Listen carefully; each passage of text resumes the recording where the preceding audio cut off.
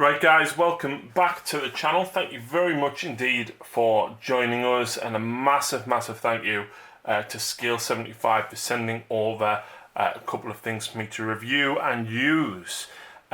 Scale 75 do a lot of different products, from weather and powders, metallics, inks, paints, terrain, miniatures. They do absolutely everything, and what I have used of their stuff is very good quality. So we'll have a quick look at what we've got here, but before we do look into that, I'm going to show you a couple of things that I have used previously. There is other tutorials on the channel for these, but things that I highly recommend. The Inkintensity range. So these are inks. They're a lot stronger than the Games Workshop contrast paints, but they are fantastic, especially the browns and the blacks to use on terrain. The greens and the blues work very well on bases and dark models, and the yellow and red really make things pop. They do go quite well over white as well, and I've used the browns on my Death Guard as well. Very nice products. The next thing that I want to mention about theirs is their metallics range. So this gold is Necro Gold, and this is Elven Gold. These golds are phenomenal. We've also got a middle one, which is Dwarven Gold, but these two, absolutely amazing golds. Such rich pigment, really nice feel. They even do coloured metallics. So this is Kunzite Alchemy, which is like a pink metallic. And I've also used a lot of Amethyst Alchemy, which, if you've seen Lucy's Stormcast, that is what they are painted with. They've also got pigments and mud effect mud effect stuff. I can't think what it's called. Paste. These two colours are phenomenal. The Dark Earth and the Moss Green go so nice on any sort of brown or earthy bases that you're doing grass and stuff on. These are phenomenal. Again, there's a couple of tutorials on the channel where I do use these. So, Scale 75 have sent these acrylic paints over. There's quite a lot of paint per tube. I've had a quick look. And from what I can see, the pigment is actually quite good as well.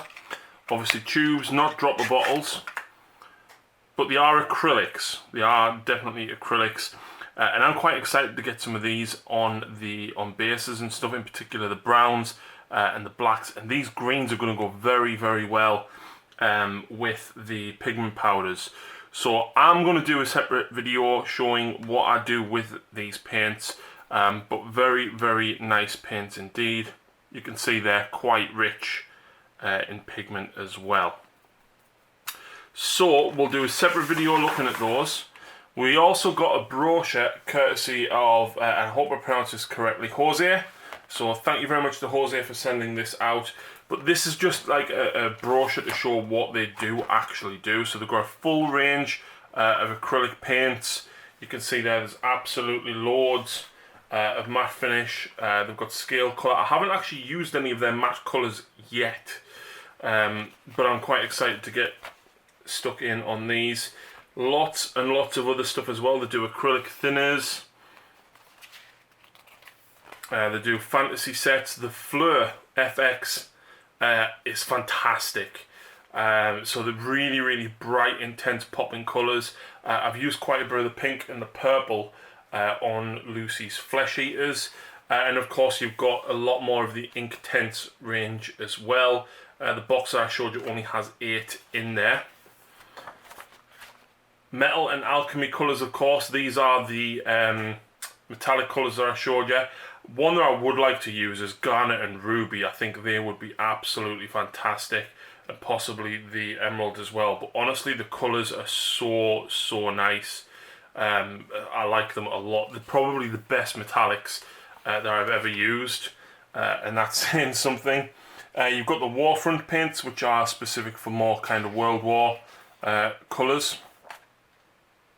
And these are the ones I've got here, the Scale Colour Artist. So you can use them obviously on a lot of other things. You can actually paint on a canvas and stuff with these.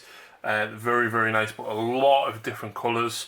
Yeah, I'm really excited to get stuck into these. They've even got soil works, which is powders to be able to use to weather up some very specific ones. You've got tons of extra stuff, such as the snow effects. You've got crackle paste. You've got groundwater effects as well. And of course, thinners and oil washers as well. In addition to that, you've got putty, brushes, palettes, wet palettes there of course, black and white primer, as well as airbrush primer. Honestly, that's just their paint range. So for figures, there's tons of really, really cool figures that are coming out. And this is just a sneak peek at some of the themes that they're doing. So that looks more sort of Julius Caesar era. You've got very fantasy based figures. This reminds me a little bit of a rack from Drukari.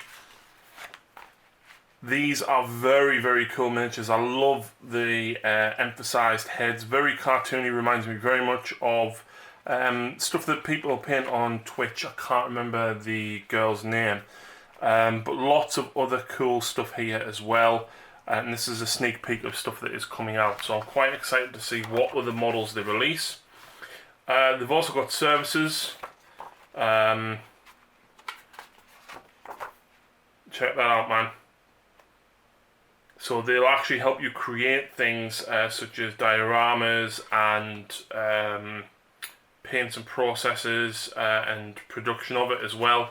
So if you've got an idea, they will do their best to try and bring it into a reality. So definitely get in touch. 3D printing, casting and reproduction, painting services as well as gadgets for everything. So honestly, Scale 75 do so much stuff. They've got editorials, so you can write articles, and they of course got their own. Absolutely loads of stuff. We've got Warfront, which is their more kind of World War range. Absolutely loads of stuff in here as well. There you go, you can see some of the miniatures that they're going to be releasing, as well as the paints which we've seen in the other brochure, and some of the other effects. Do you know what? I quite fancy some of this, their water effect. It looks really nice. And look at some of them models. I'm not a historical fan myself, but these do look very, very cool. So honestly, guys, go and check out the Scale 75 website. There is absolutely tons and tons of stuff.